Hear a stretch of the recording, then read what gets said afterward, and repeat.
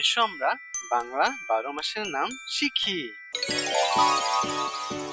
বৈশাখ, বৈশাখে বৈশাখী মেলা বসে।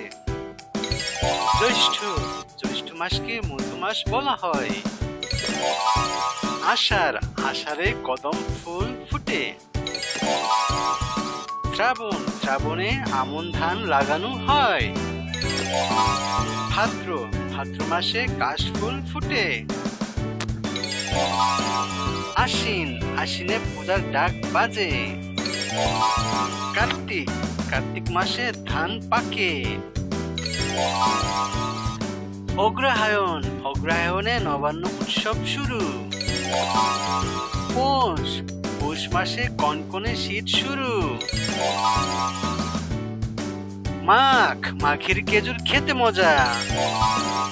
ফাল্গুন, ফাল্গুনে কৃষ্ণচূড়া ফুল ফুটে। চৈত্র, চৈত্রে চৈত্র সংক্রান্তি মেলা বসে।